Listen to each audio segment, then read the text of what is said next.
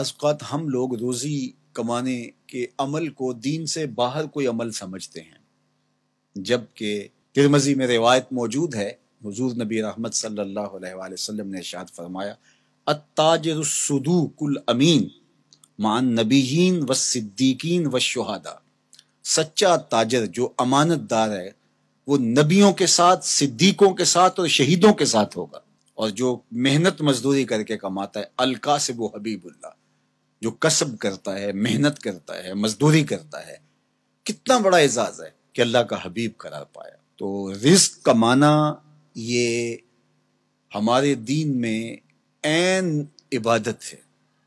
اللہ کے محبوب علیہ السلام نے ایک موقع پہ ارشاد فرمایا ما ودع فی امرہ فہی صدقہ، جو کمائی کر کے لا کے تو بیوی کے منہ میں رکھتا ہے، لقمہ ڈالتا ہے، فرمایا وہ بھی صدقہ ہے، اس کا بھی تجھے صدقے کا ثواب نصیب ہوتا ہے۔ سورہ الجمعہ اٹھائیے، وہاں جب جمعۃ المبارک پڑھنے کی تاکید کی گئی اور کہا کاروبار چھوڑ دو، اور پھر فرمایا جب تم جمعۃ المبارک کی نماز ادا کر لو پھر اللہ کے فضل کو ڈھونڈنے نکلو۔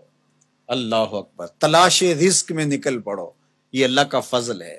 وَأَقِیمُوا الصَّلَاةَ، نماز قائم کرو، وَآتُوا الزَّکَاةَ، اور زکوٰۃ ادا کرو، وَأَقْرِضُوا اللَّهَ قَرْضًا حَسَنًا، اور اللہ کو قرض حسنہ دو۔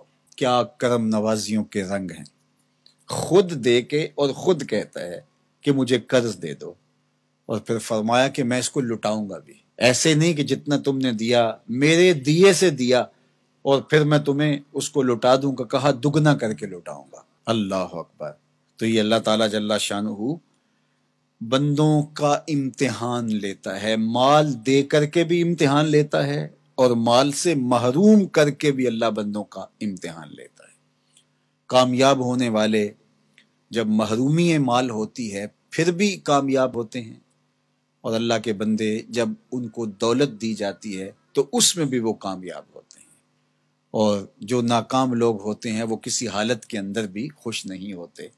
تو اللہ کے بندے مال نہیں ہے تو پھر بھی کہتے ہیں مالک میں واہ واہ خوش ہوں جس حال میں رکھا، غربت ہے تو پھر بھی خیر ہی خیر ہے، اور اگر اللہ نے دولت عطا کر دی ہے، آزمائش میں ڈال دی ہے، تو پھر اس کو راہ خدا میں خرچ کر کے، اللہ کی راہ میں لٹا کر کے اسی کو قرضے میں دے دو۔ جب اسی کو قرضے میں دے دیا تو وہ دولت بھی محفوظ ہو گئی اور واپس پلٹتے ہوئے وہ کئی گنا ہو چکی ہوگی۔ اگر بندہ اس نقطے کو سمجھ لے تو کبھی بھی وہ راہ خدا میں دیتے ہوئے پریشان نہیں ہوگا کہ یہ تو میں اللہ کو دے رہا ہوں، قرضے میں دے رہا ہوں، اور اس کا وعدہ ہے کہ میں لٹاؤں گا ضرور، اور اللہ کے وعدے سچے ہوتے ہیں۔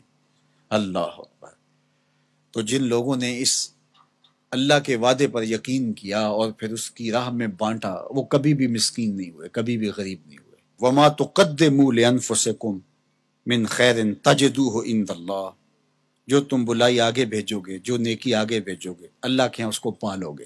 کوئی بھی نیکی، صدقہ ہے، خیرات ہے، زکوٰۃ ہے، سجدہ ہے، قیام ہے، دکھی کی مدد ہے، حتیٰ کہ کسی کو مسکرا کے ملنا بھی ہے، جو تم نیکی آگے بیچے تَجِدُوهُ عِندَ اللَّهِ، اللہ کے ہاں اسے پالو گے۔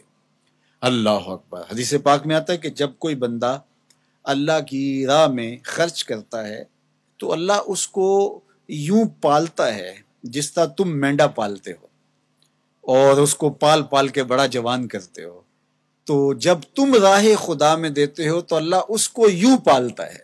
اور قیامت کے دن جب بندہ دیکھے گا ان لوگوں کے صلے کو جنہوں نے آگے بھیجا تھا اور اب صلہ پا رہے ہیں، تو وہ بڑا پچھتائے گا، کاش کہ یہ سودا میں نے بھی کیا ہوتا۔